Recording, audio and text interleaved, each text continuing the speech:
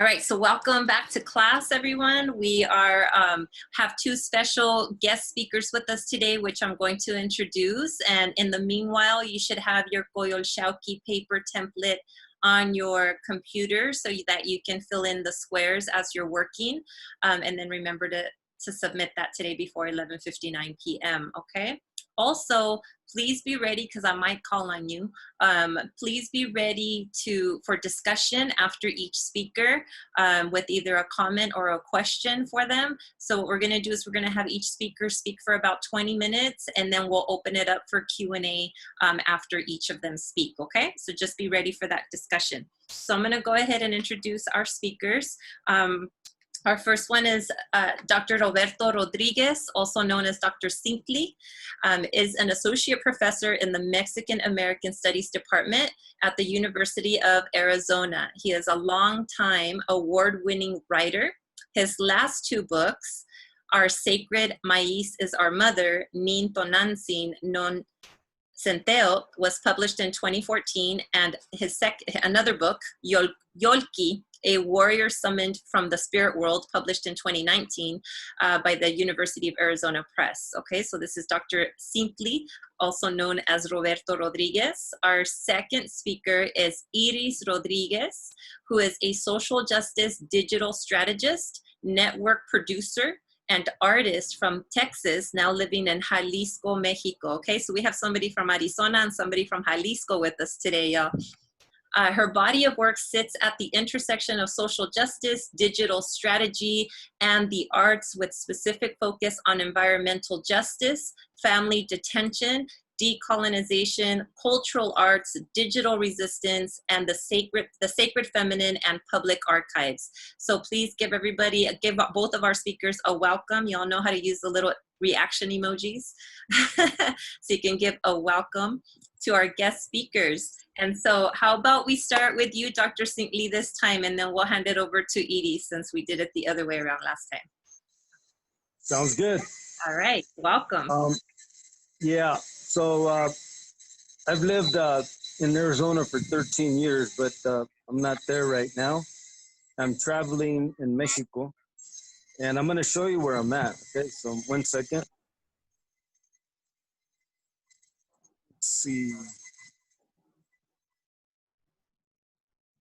I don't know if all of you can recognize that. All the way in the background is a mountain. And that mountain is called Cerro Gordo. And if you were able to see in front of it is what they call the Pyramid of the Moon and the Pyramid of the Sun. And then the one closest to me is called the Pyramid of Quetzalcoatl. Anyway, this is a very heavy place. It's a spiritual center. People refer to it as either the umbilical cord, or in my book, I refer to it as the Axis Mundi. Axis Mundi means center of the universe. And this place is over 2,000 years old. I think people were living here at least 1,000 years before they built the pyramids 2,000 years ago. But I suspect they were here even much, much longer, but not as a city. Anyway, my work, my primary work is on maiz culture. Actually, it's on 3 topics, but this is one of the ones I'm speaking about today. Okay, so maiz culture, and let me show you something. Okay, so that's my book, Our Sacred Maiz is Our Mother. And the front cover was done by Laura Vasquez Rodriguez. She's actually my sister-in-law. She asked me what I wanted on the front cover, and I told her that, I said, whatever you want. And I didn't want to tell her what to do, but she said, well, give me a clue. I said, well, you have to know the story of the Quetzalcoatl and the ants, how the ants brought corn to the people. And that's in a codex called Codex Chimalpopoca. And I'll tell you the story in a little while. But almost all peoples on this continent have a similar story. The Maya have what they call the Popol Vuh, or more commonly known as the Popol Vuh. And that is the story of humanity. It's a story about the Maya people, a story about the creation of maize also. So you have different stories, like again, one is Chimalpopoca, the other one is Popol Vuh. And if you were to say go to the Haudenosaunee, the 6 tribes on the East Coast, like New York area, they have a story. Their story about how maize came to the people was that a woman descended from the sky and brought them the maize.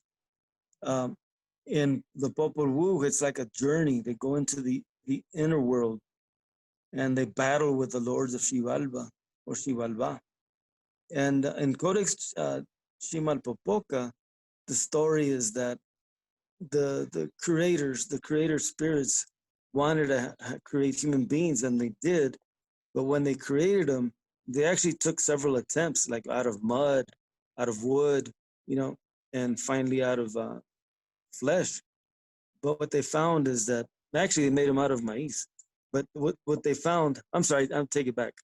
They made them out of human flesh. What they needed was to eat because they couldn't move. And so what happened is the creator spirits they assigned Quetzalcoatl and Quelatzli to find food for the people.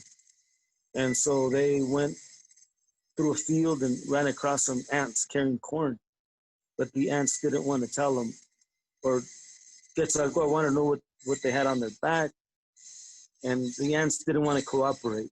But after a while, they do. It's a longer story, but in the interest of time, I'll be brief. I remember when I first heard that story. Um, it was in a village called Amatlan, and they say that that village is 10,000 years old. I have family from a village that's 4,000 years old, and I thought that was old. But in any case, in Amatlan, um, all these different elders told me the story, and other places too. And I remember asking myself one time, like, why it doesn't make sense for like bees and ants, they're very cooperative. And I said, seems to me like they would have bent over backwards to give food to the humans.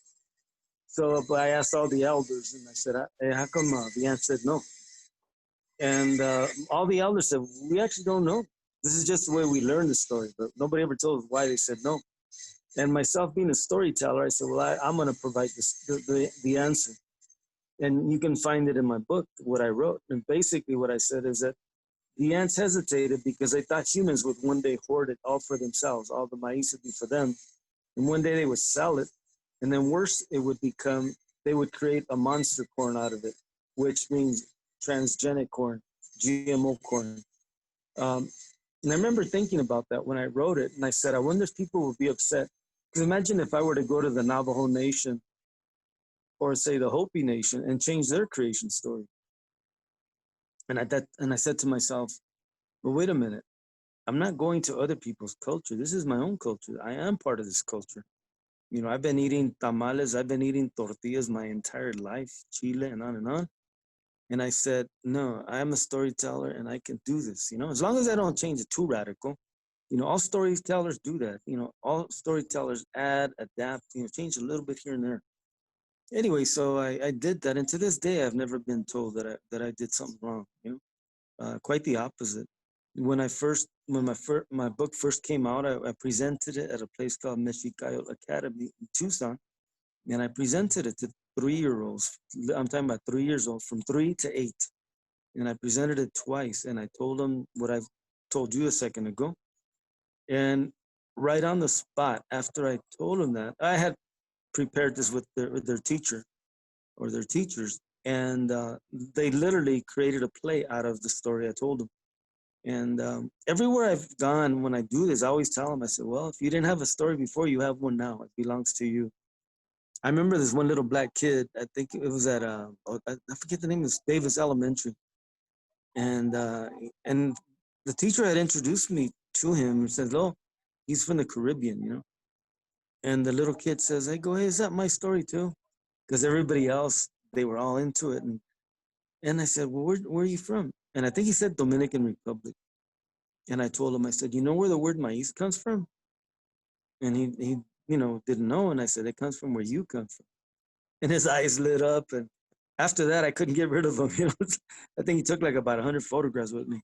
It was awesome to see that because, you know, we were talking earlier like about indigenous identity, and I've never, maybe at different times I do, but when I present my work on maize, I really don't ask people if they're native or not, or if they're indigenous or not.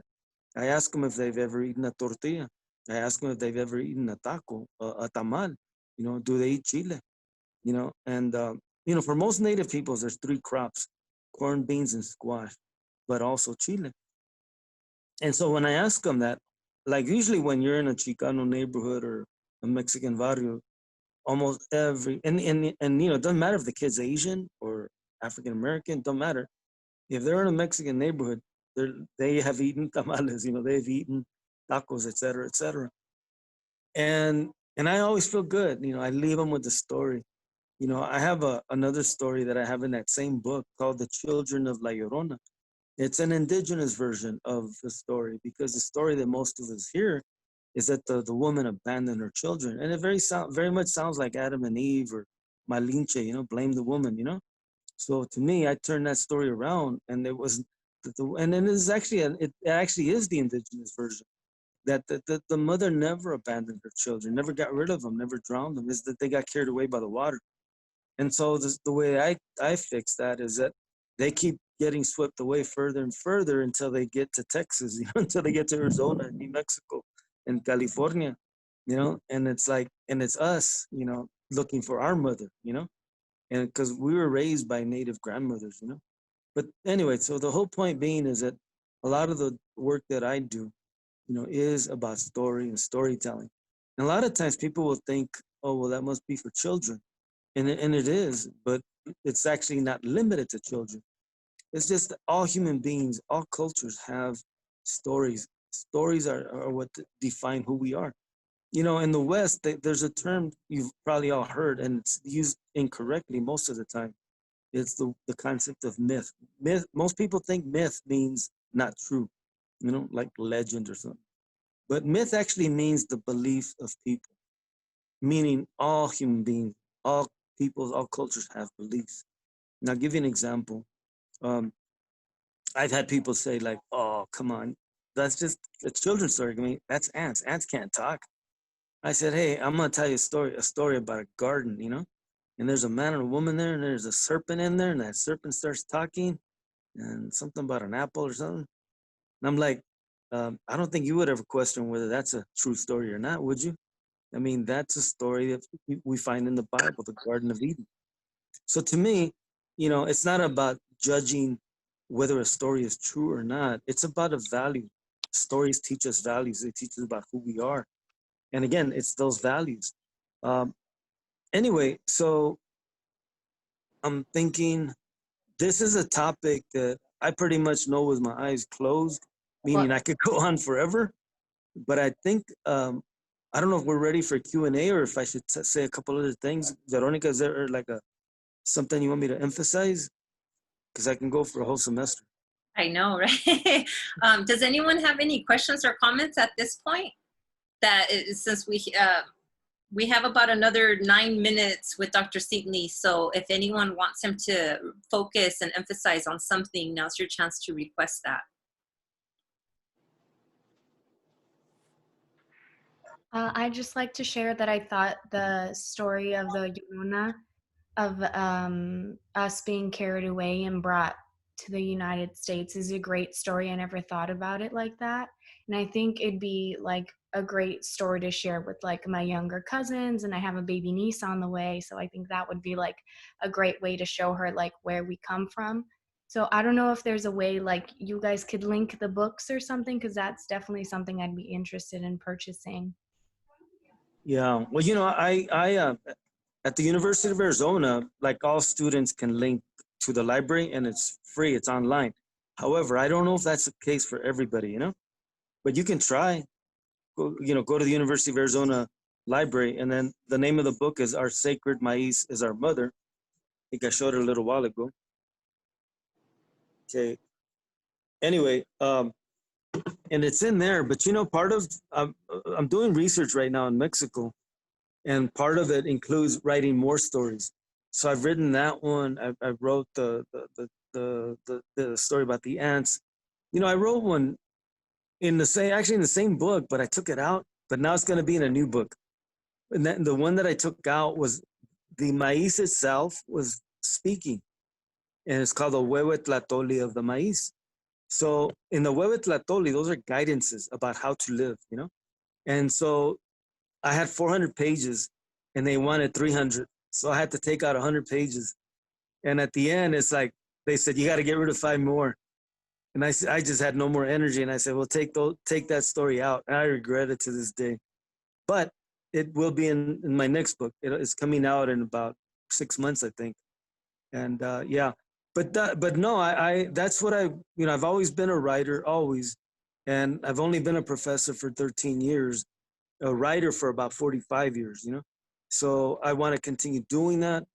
That's partly why I'm here right now, but it's not just here.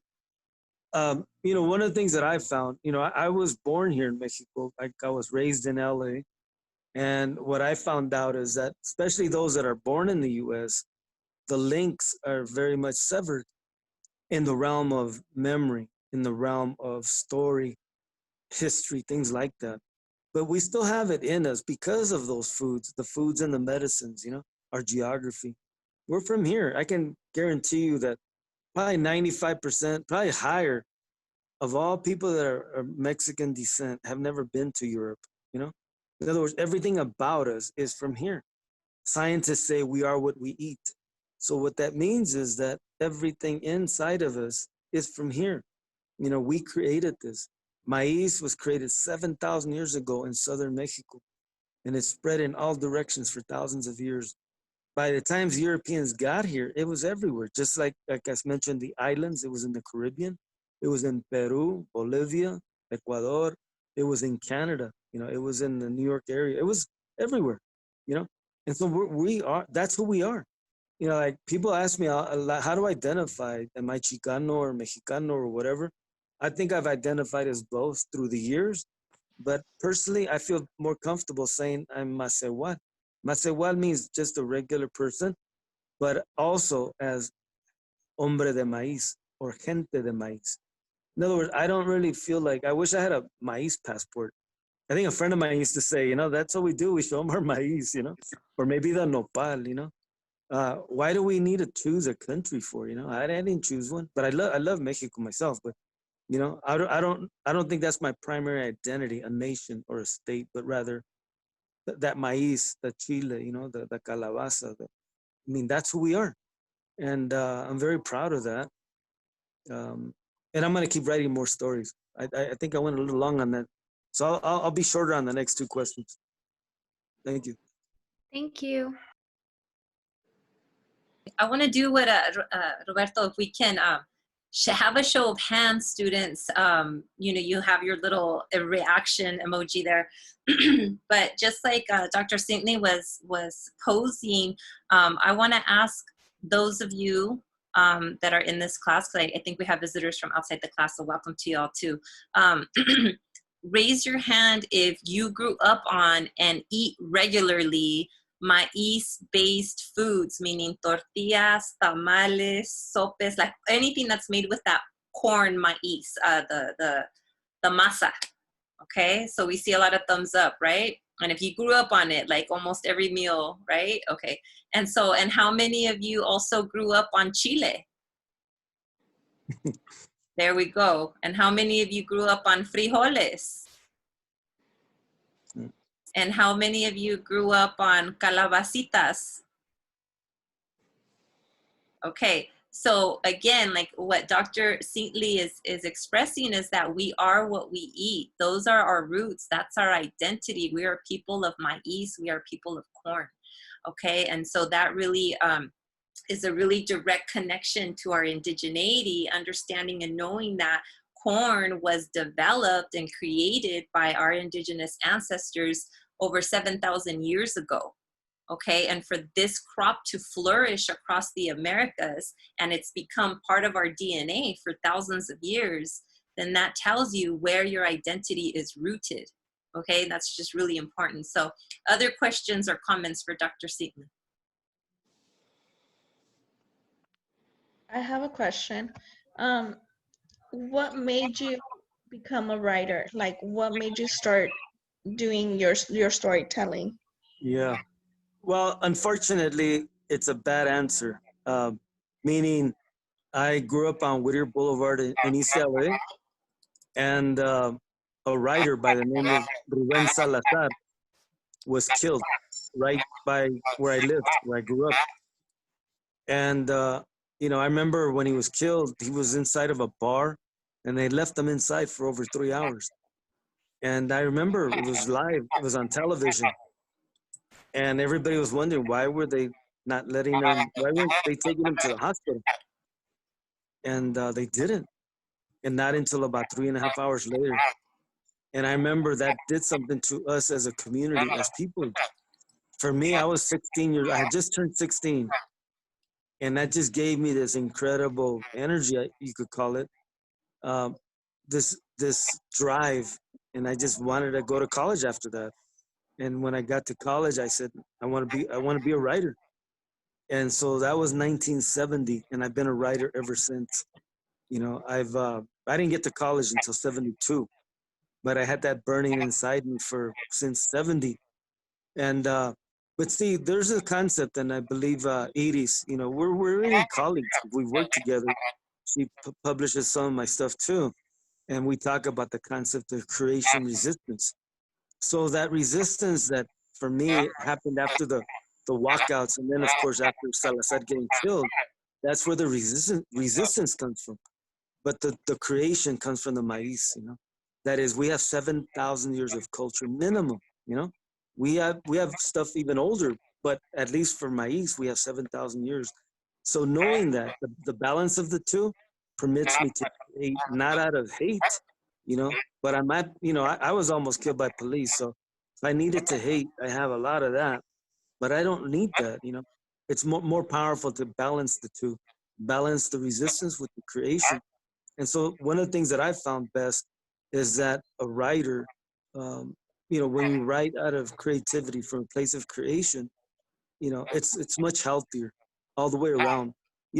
I know that the emphasis of this particular class is Indigenous identity. One of the reasons, or one of the things that I did on my own journey is I realized that people were missing that Indigenous identity. I grew up with that, but I noticed that a lot of people didn't. And what I thought to myself, what's missing? Because I would see people finally discover who they were, and all of a sudden they joined the tribe called the Masquetus, O sea, soy más que tú, I'm more than you. And I thought something's wrong there, And so I thought, you know what it is? They took both our identity, but also our humanity. And so that's kind of like even that idea of creation resistance. I kind of see it that way, that we have to balance who we are as human beings and also acknowledge who we are. And none of that should entitle us to be arrogant, pompous or arrogant, We should always be humble and always be teachers and always be students. So a writer, I'm always going to be, and I'm having more fun than I ever have because now I do creative writing. And I actually did creative writing years ago, but now I don't have to write for the academy only. So anyway, anybody here wants to become a writer, and at least for me right now, God, this is heaven. Nobody tells me what to do, and I can get published now and on and on. So I hope that answered the question. I think I'm a 1 minute over, so I think we got to go to Iris. That's my daughter. I'm kidding. So actually the 20 minutes is just for you to talk the whole time, and then we open it up for Q&A. So we still have a little bit of time if anybody still has a question or for Dr. Cintli. Yeah. And please, this is a dialogue between all of us, right? And I know that it's a little strange doing this on Zoom because, it takes away that human connection of being able to discuss things in a personal space. But, we're all going to just try our best here.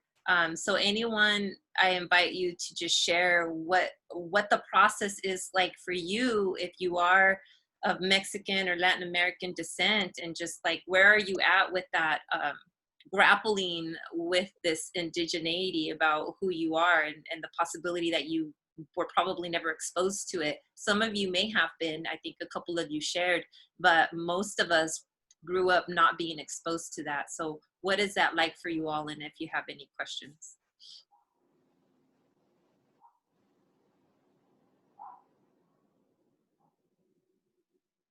I do have a question. In the beginning, We can barely hear you.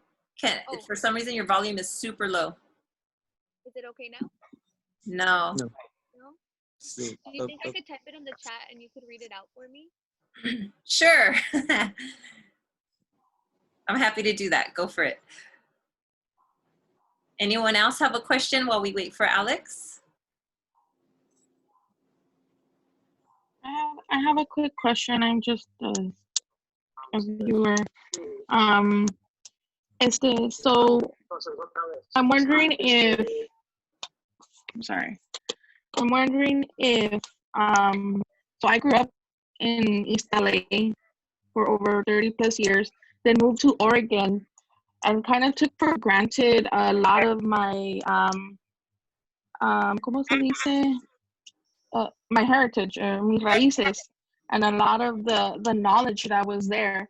And when I moved to Oregon, I felt that need of learning more, to embrace it more because of racism, systemic racism that there is here in Oregon.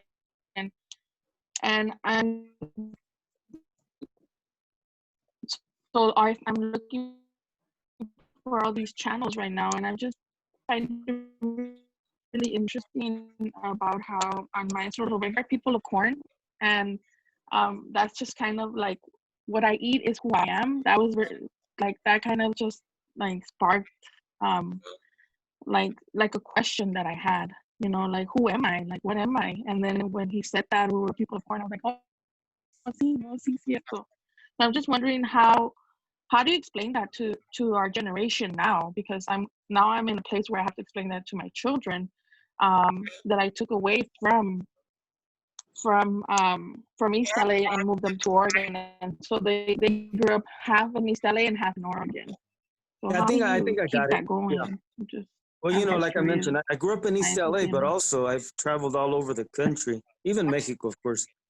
So I'm familiar with like when I lived in Wisconsin, you know, that was very different than obviously LA. I think both questions are similar. The other person, I got to read that. I'll answer it in a second. But I think we should look at ourselves like about 50 years ago. There was an incredible explosion. You know, scholars call it primary process, and what that means is think of a volcano, of a volcanic explosion. Boom, something happened, and all of a sudden, before we were ashamed or embarrassed, all of a sudden, like we have access to all this knowledge, and initially we just think, oh wow, we've been around for 150 years since the Mexican American War, but then you realize like, wait a minute, we weren't created on that day. We were invaded on that day, you know. We were warred upon, and then some people go back and think, oh, 1519, the first mestizo, and the same answer is like, no, that's not when we were created either. That was when we were invaded, you know. So at that time, 50 years ago, there was an incredible explosion, and people began to explore that which had been denied us, and that was our indigenous roots from thousands and thousands of years ago. Even our roots from other places, if we have roots from Africa or Asia or Europe, even that was denied because we didn't really know it that much other than the imperialism that was brought here, you know? So what I'm getting at, I think we're in the very same place right now. You know, that guy, the orange guy, the guy that the president guy, or masquerading as a president, that guy is doing the exact same thing. He doesn't like us. He doesn't like people of color. He doesn't like women. He doesn't like LGBT. In other words, and what's created is this thirst for, why does he hate us? You know, why do they not like us? And so it creates a reaction. So I think we're in that mode right now where we can explore, when we can find, it's like an incredible journey. You know, you can go many places. Some of us are from Peru, you know, others from Salvador, from others, like you said, from East LA, others from Mexico City. we have lots of roots, and most of it was suppressed. So as a scholar, and all of you who are students are scholars already, meaning the process of this, and I hate to use that word discovery. So the process of finding our roots, you know, it's like this is a prime opportunity right now. The more they don't want us to know, that's when we have to know. And we don't have to go very far. Again, see, this isn't just done just to do it. This is being done because people are telling us that we are less than human, that we don't belong here. And that unless we accept that George Washington and Jefferson, founding fathers, if that they want us to believe that that they are our founding fathers. And I'm like, no, they're not our founding fathers. You know, our founders are the maíz, the frijol, and the calabaza and the chile. That's our foundation, our roots. And that goes back 7,000 to 10,000 years, all those fruits combined. So why is that important? Because they don't want us here. They don't like us. They don't see us as co-equal. They don't see us as full human beings with full human rights. And I think from us, you know, we have the ability to teach that to the younger, you know, to tell them there's no reason to think that we have to go back. We don't have to go back anywhere. We're here where we belong. And really, when you think about it, everybody belongs, you know? Those are foreign ideas. You know, the idea of like, I'm from here, but you're not, you know? That's foreign. So, you know, the other person that asked the question was like, I had mentioned that I have 3 areas of study, my expertise. The second one is on violence.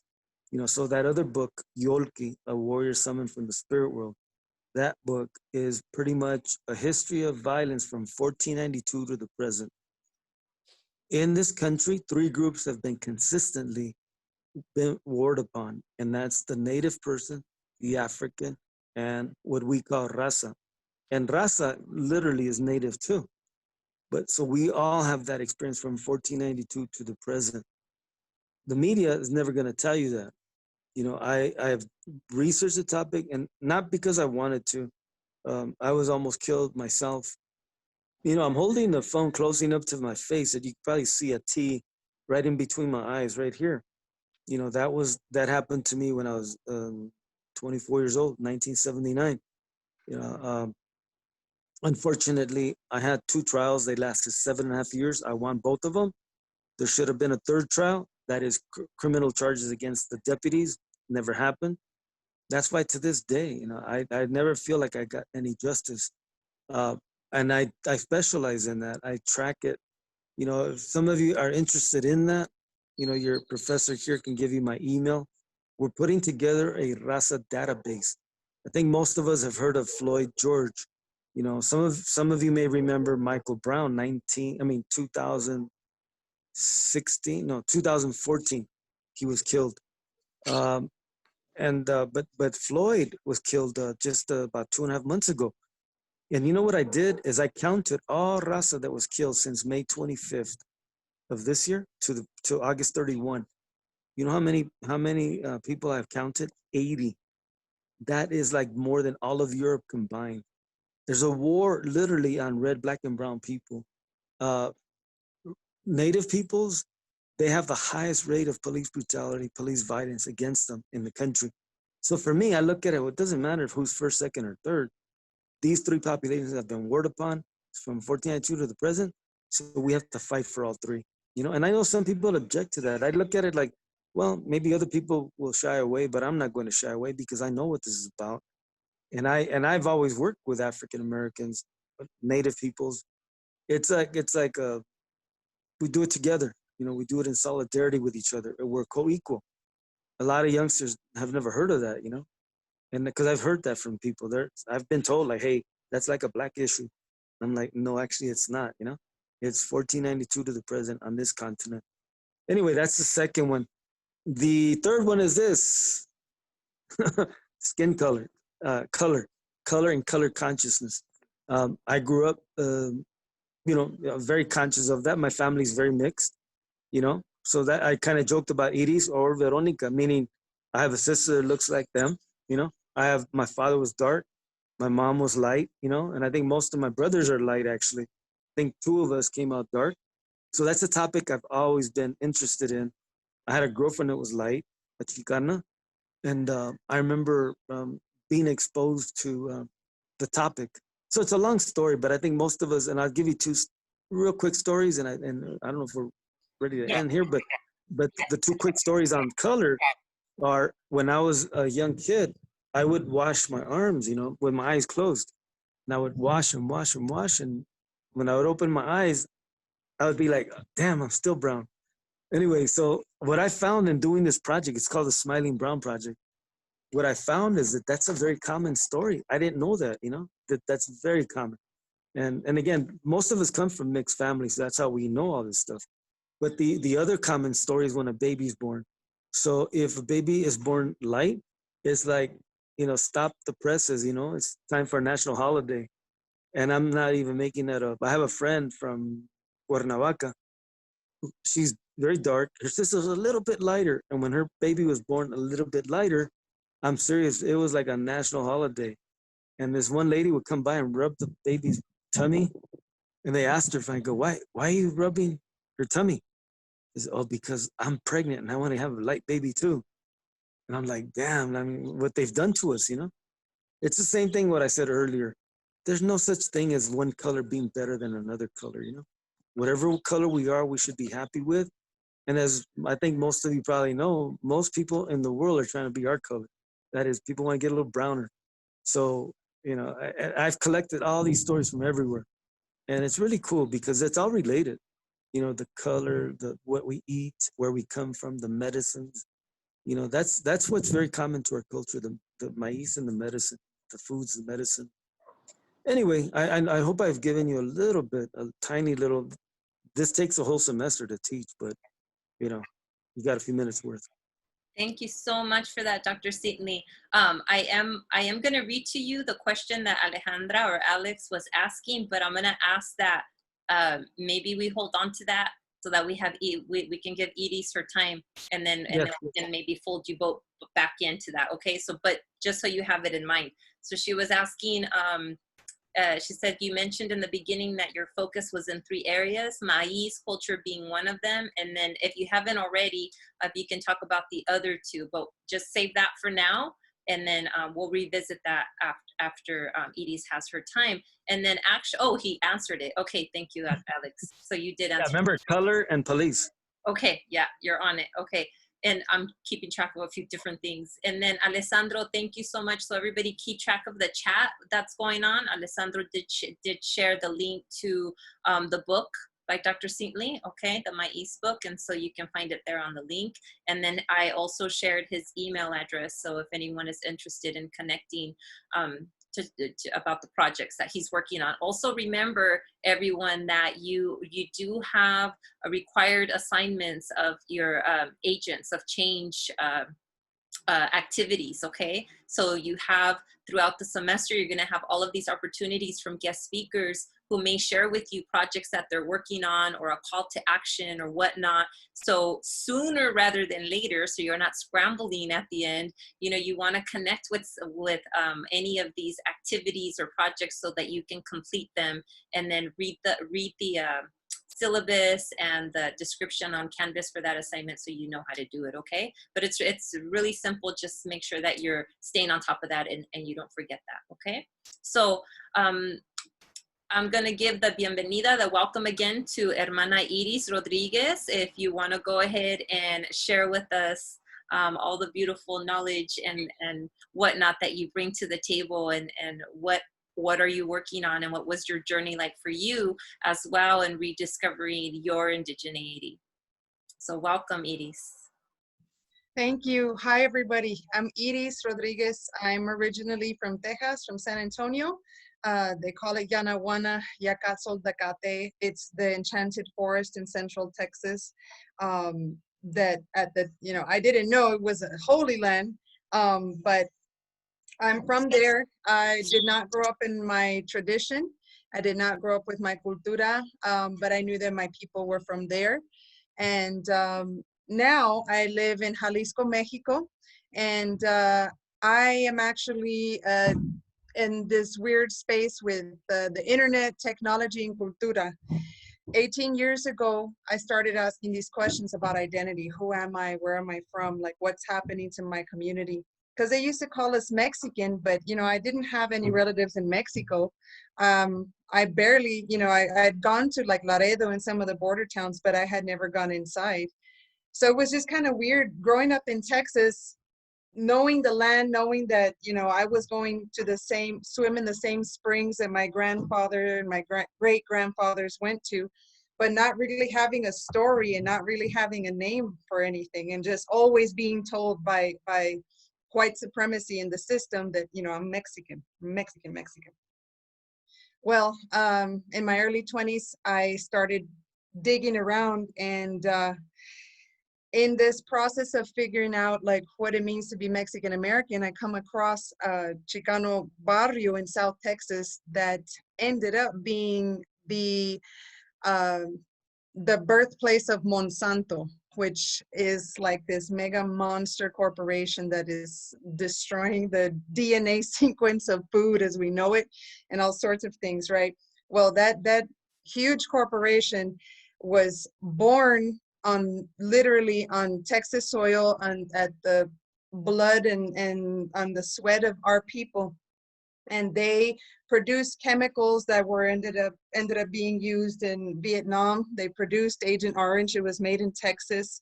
Arsenic, DDT, DDE, the dirty dozen chemicals that the United Nations outlawed, they were all made in a Chicano barrio in Texas. And I stepped into this story in the early 2000s. I was in my early 20s at the time. And it was insane. I had never seen or heard anything. Like at that time, you never really heard Raza on the TV or on the news, and even less like a community suffering, right? So I picked up a camera, and it was just like, oh, you know, I'm gonna go start talking to the people. Well, the people started opening up and opening up and opening up. And the next thing you know, I have like a ton of conversations of people telling their whole stories to me of this mass suffering that this corporation did, that for some reason the local politicians don't want exposed, right? I taught myself how to create a website, and this is in the time before Google and Facebook. And from there, I start publishing this community's pain on the internet. And I start learning the power of moving energia, moving feelings, moving suffering and heavy things, you know, through the internet. Fast forward now, I've been doing it for 18 years. I now am in the background I support Indigenous communities from New Zealand, across the Amazon, across the United States. I kind of just secretly, people hire me and I come in and I create I basically turned what should be a normal information website into a digital weapon. And from there, trained them how to own their own story, how to digitize their own story in their own voice so that they can shoot their digital arrows, right? And keep that power. So I sit in the intersection of social justice, the internet, and then I also run a series of networks, which I'm gonna share here in the chat. And those networks are kind of just projects that I don't really do them for money. I just do them because I feel that the more we share our stories as a people who is on a journey to remember ourselves and reconnect with our identity, and reconnect and restore relationships to our land, right? It's our responsibility to talk and to have these conversations and to leave our digital footprint everywhere, because colonization has taken a lot from us, you know, waves of colonization over 500 years. Being from Texas, it's very hard to even think about the tribe and to know where you're from, because we had missions there. And before the missions got there, Texas was a critical part of the transatlantic slave trade. So we have like waves and waves of Europe coming and disconnecting us from our land, disconnecting us from our language, not to mention the smallpox and all the death that we went through, right? So of course we're disconnected. Of course we don't know our tribes. Of course we don't know our language. And of course also the public education system, or even, I mean, any system that be, whatever power that be, they also don't tell you these stories. They also don't tell you Texas was a homeland. They don't tell you that in the United States, those of us that grew up in what they call borderlands, like some of us were indigenous, we're native to these lands. We've been there since time immemorial. You know, they don't tell us that our creation stories, like in Texas, I didn't know that we have a creation story that's written on a cave that says that we come out of the water 12,000 years ago. You know, I didn't know, being from Texas, that South Texas is a holy land where the peyote medicine grows, and that people from as far as Canada and from South America would journey to this area to pray with their sons, their grandfathers, their relations, you know. And we're stripped of all these stories. And we're in this generation that is seeing a lot of, that is feeling the pain of that loss, that is on this journey to reconnect to something inside that's calling us. But also, we are heavily armed with this digital technology that the generations before us did not have. And so it's like what Dr. Cintli was saying, you know, we question, it's like, okay, we have to go back to the basics. What do we eat? What do we eat? We eat tortillas, we eat tamales, or like where I come from, we eat mesquite, nopal, you know, deer, and going back to that and realizing, you know what, donde crece el nopal soy yo, where the nopal is, that's where I'm from, right? And it gets to the point that it doesn't matter what tribe, you know, you identify as, because in sometimes, like I said, we had a different colonization with Spain than the 13 colonies did up north and the rest of the United States and westward expansion, right? But the important thing in all of this is not a coincidence that we're all here searching. How is it that coast to coast, all of us that are the great grandchildren of the people, the original peoples, were having the same questions or similar questions at the same time? And how is it that here we're connecting literally country to country, having these same questions, you know? And for me, it takes it back into this realization that not only are we indigenous peoples, our DNA is waking up like everybody else's DNA is waking up. And so what is that purpose? What is the purpose of this questioning? What is the purpose of finding out? We really want to know, like, how to be human, how to become human. What did our culture teach us about how to survive, how to treat nature, how to treat each other, you know? And it goes back to that, what we call like the original instructions. And Native peoples, the different groups, the different families, whether it was a tribe or it was just like family, more nomadic, everybody has their cosmovision, right? But there's some strains, there's some stories where things connect. And everything, for me, has come into this place that, yes, I'm indigenous. It doesn't really matter what tribe I call myself right now. What I am mostly is responsible for acknowledging the 7 generations that came before me, what they sacrificed for me to be here, what was lost, right? And making sure that the next 7 have the information. And yeah, we might be picking pieces and we might be, you know, left with a little bit, but there is so much power in the oral tradition, in this casual conversation that we have, in these little stories and these cuentos that we have. That's how our people got to this point. We didn't have emails 10,000 years ago. We spoke and we shared those stories with our kids. And that's what I feel that we need, you know, moving forward, to continue rebuilding what it is that we lost, but also with the great understanding that we are an incredibly privileged generation that must use this tool for good, and to help the next generations not have to do all that homework. You know, it took a lot of us a lot of pain just to get to this point of even deciding to go for Chicano studies. I can't even tell you how many people were like, oh, you're not going to make money. And oh my God, what are you doing? And the Chicana movement was in the 70s and blah, blah, blah. And why didn't you want to be American? And, you know, whatever.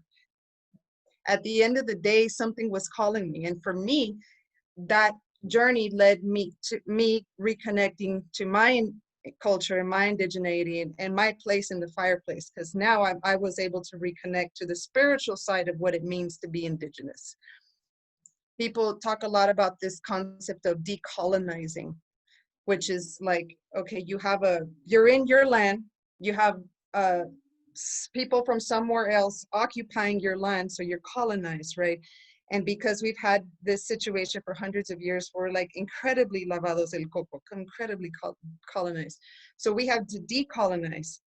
And part of the decolonizing is not just erasing and rethinking everything we've been told, but also reconnecting to the land and reconnecting to our own bodies as land, right? And so I can go on and on with my like idea of it, but as a person, as a Chicana person now living in Mexico, it's been even more interesting because once you leave the States, you realize the labels of Latinx, Hispanic, all that stuff does not matter. It does not. Some people, I say Latino and they're like, what are you talking about? Here, I have identified as Chicana because I see that as a political identity. Like when I say that word here, people clearly understand that I was raised in a colonized context in the United States. They'll say, oh, you're Mexicana, and I'll be like, no, I'm indigenous from Texas. And it just is what it is. But what I see here, the colonization is the same in the United States. A lot of people speak Spanish and not their native tongue, right? And a lot of people ask questions. And then there's people that are like me that are decolonizing, deprogramming, re-indigenizing, but we're urban. We have contact with big cities now, and we're kind of in a different context. And at the end of the day, regardless of all the hype and everything around like what label, that identifier, you know, at the end of the day, really what we're dealing with is that calling inside.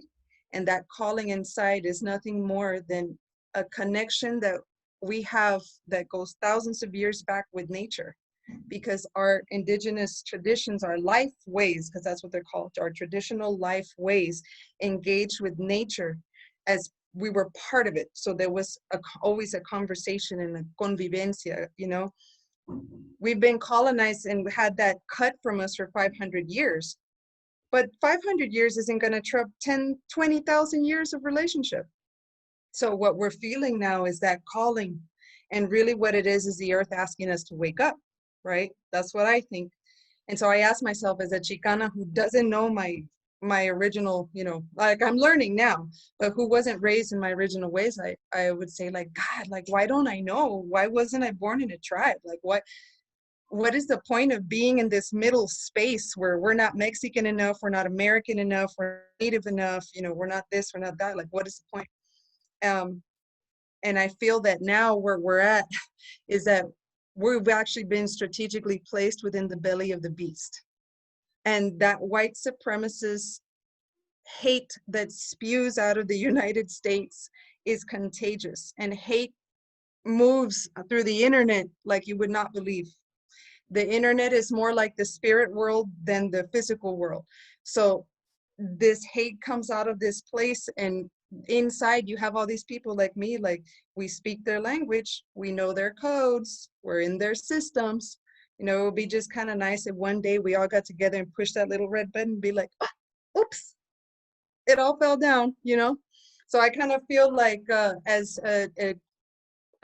people on this journey to remember who we are and what our purpose is, perhaps part of our purpose is to dismantle what is still there, you know, moving forward, creating a new world, and not having to wait to get to college to learn about who you are and to have these critical conversations, you know. So anyway, part of my the links I shared, some of those projects are in between sharing community work, conscious information, culture, indigenous knowledge, And the other kind of crosses over into arts. Chicana Chronicles is a place where I encourage Chicanas who are in their process of decolonizing to share their art.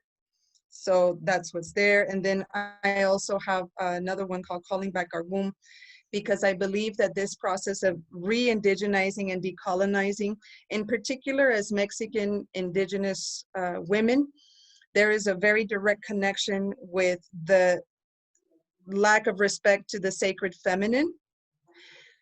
I didn't know as a Chicana growing up in the United States that there were Mexican queens. I had no idea.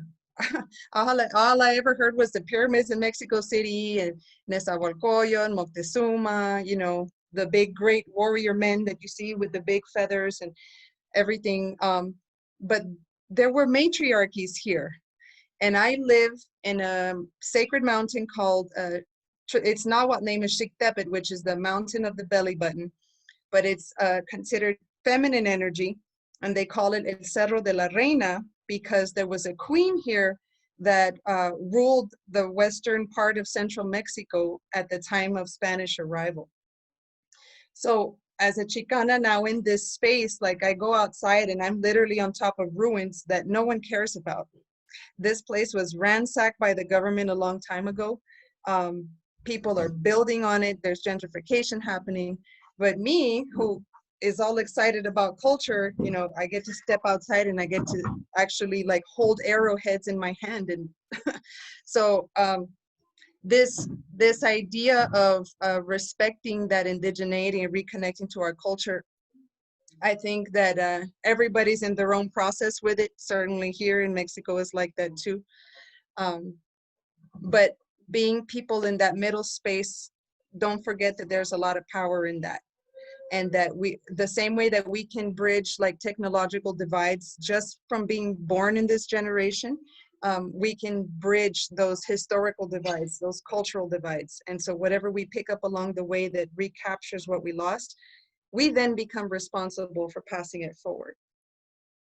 And that is what it is to be indigenous and Chicana in my book.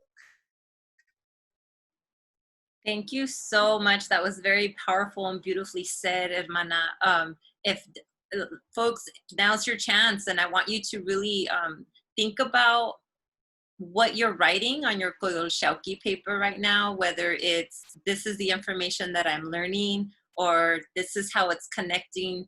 This is how I can connect it to my own life experiences. This is what my family has gone through. This is what I have gone through. Or the third box, right, where like the unlearning process. This is what I used to think, but now this is how I see it now with this new information. And then lastly, your call to action, like what are you willing and how are you willing to address this? Or maybe you can even ask Iris, like if she has a call to action that you would be interested in participating in, okay? So I'm opening it up to all the students in the class. Let's hear from you.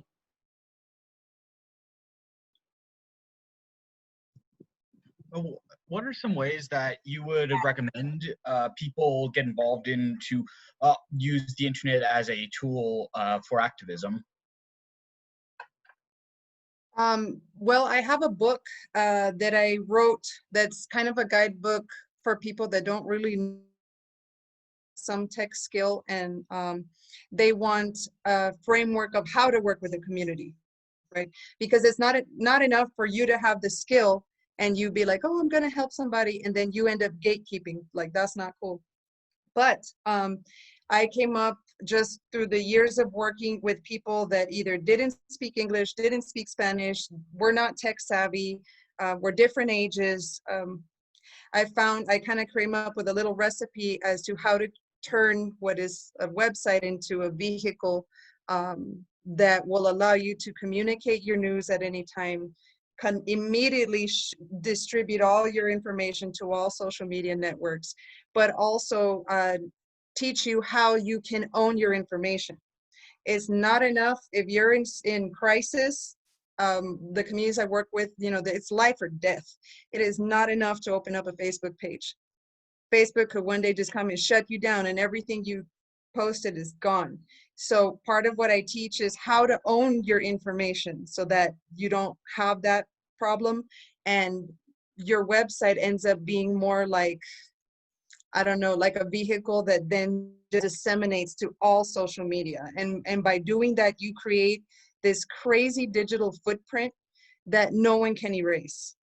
And by then sharing the work of other people on your networks, you're never in competition. You're always just bridging and creating more digital footprints. And so what we're doing here is constructing digital pyramids with each other. And so just kind of thinking of taking a step back from regular tech thinking and kind of just redescribing it a little bit is the best way I found. Digital Resistance 101 is the name of the book. I'll put the link here. I'm going to redo it for 2020. But the idea behind this is that there is a standard, like it's not a cookie cutter thing. No two websites are the same, but that there is a standard for people in crisis to have their work put out in a dignified way with integrity that does not put the power of communication in someone else's hands. It's the first person. It should always speak in the first person, and people should be able to speak for themselves. And those of us with that, the privilege of understanding technology have that responsibility to be fair like that. Other generations didn't have it. So that's kind of, I don't know if that directly answered your question, but that's what I think you were trying to ask. Yes, thanks. That answered my question very much. Thank you. And then there's a question from Katie asking if the link that you provided is a website or a book, or is it both? It's both. It's both. Yeah, it's just an intro site, and then I have the book, but I'm happy to share the PDF with y'all. I'll get the link over to your professor, to you, Veronica, and y'all can take a look at the PDF. Thank you for that. Okay, other questions and comments? I would like to actually say something else that just came to mind. Yes. So I think a very important part of this decolonization and reconnection to us as borderland peoples, to us as our identity, is also clearly understanding that there were matriarchies, that the patriarchy hasn't always been in power, that there was a time that women were considered diosas, that we have creation power, and we did a lot of things, and specifically in Mesoamerican culturas, we had a lot of traditions and ceremonies where we work with the moon, and we work with our moon, our menstrual cycle, and our energies as life givers, right? Part of what's happening with COVID is forcing people to want to stay out of hospitals when they're pregnant, they have babies, right? And so there's this big move right now, and especially lately, where a lot of midwives from around the world are just everybody wants to flock to Mexico to learn from the abuelas how to give birth, right? And how to have home birth, and how to reconnect with that tradition, that very deep, long tradition we have in Mexico of birthing at home with our abuelas. I don't think it's a coincidence that while we have this white male patriarchal system, right? I always feel it like the kukui is always looking, the juxtaposition to that would be a woman of color in her power, right? And so in order, I believe, for us as a people and as a community to reconnect and to wake up that DNA, it is essential that we reconnect with the sacred feminine. Whether it be deconstructing patriarchy in your social circles, or you yourself starting to learn, for example, how to use a rebozo, getting on YouTube, learning how to use a rebozo, learning how to work with your cycle, XYZ. It's really important for us as women right now to start taking these blindfolds off of ourselves and realizing that our culture and our traditions are wanted by the world and envied by the world. And they're still alive. We still have access. And if any of you ever are interested in home birth or reconnecting with the tradition of parteria here in Mexico, let me know. That's the next bridge I'm building, trying to get all the Chicanas to be like, let's have our babies at home, time for mole, time for chocolate, time for home birth, and have our abuelas here, because that's how it is. And we don't birth in hospitals. Hacemos fiesta. That's how it was since way back. So reclaiming that joy, reclaiming our bodies, reclaiming our territory, reclaiming that sacred femininity is definitely the next, is the onda. And that's what's going to get us to the next step up as a people, I believe. Mm-hmm. Thank you so much for that. And, you know, and I do want to just piggyback on that and share with everyone that, you know, this whole practice and notion of machismo did not exist before colonization. You know, as I shared with you in previous classes, the way that, you know, the beliefs of our ancestors and even today is honoring that duality, right, of the feminine and the masculine, and then everything in between as well, the two-spirit, and honoring that. And there was equity and equality amongst all of that. And so people had the liberty to be able to express their gender and have their gender honored at the same level, not one more than the other, et cetera, et cetera. So that's another way to decolonize our thinking and our identity, right? Is to look at gender through a different lens and not allow for that machismo to be carried on to the next 7 generations, as Hermana was explaining. So that's really important to understand as well. And then this whole practice of the parteras, of the midwives, oh my goodness, I'm just falling in love with that. My great-grandmother was a partera in Jalisco, so she helped my grandmother, yes, give birth to her 12 children, my mother being the eldest of the 12. So my mother got to see her grandmother, my great-grandmother, help her mom deliver her siblings, her 11 siblings.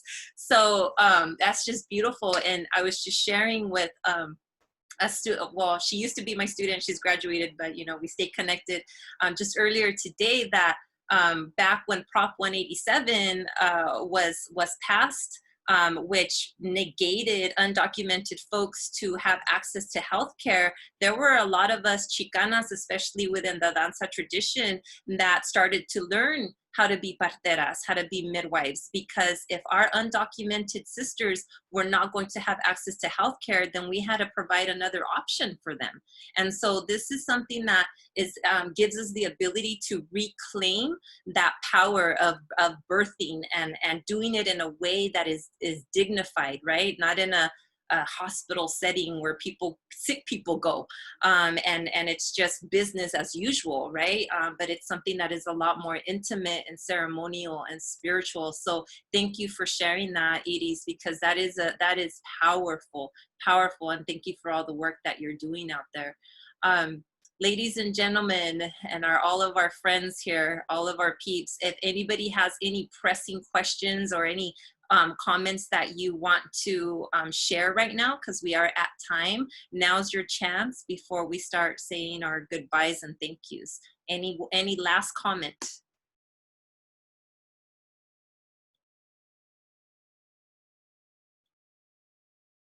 Okay, folks, so yeah, because we are at time. So I do want to just give everybody the opportunity before you log off, if you want to say goodbye or thank you with your speaker. But Iris and Dr. Cintli, thank you again so very much for taking the time to be with us today and for sharing.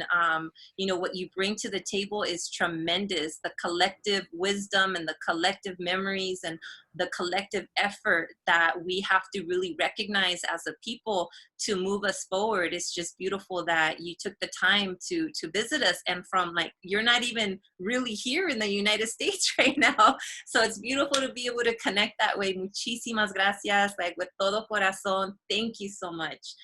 So if anybody wants to turn their speaker on and say goodbye or thank you as you exit. Thank you so much. Thank you. Miss, I have a question for the paper. The question for the paper, yes. Do we have to do one for each, or we just No. pick? you combine what today's session covered. Go ahead and combine it together on the same paper. Okay. Yeah. All right. I also have a quick question. Yes.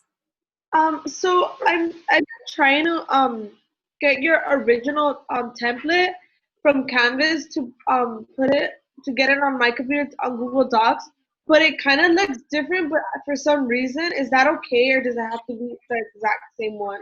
No, it's fine. As long as you're able to show me what you're writing in each of the 4 boxes, however that looks. But I just want to get your thoughts on, you know, how you go through that process of conocimiento. Okay, so as long as I get the meat of it, I'm good. Okay, thank you. You're welcome, Jessica. Anyone else? Bye, Patty. Adiós, gracias. Adios. Thank you. Adiós. Thank you.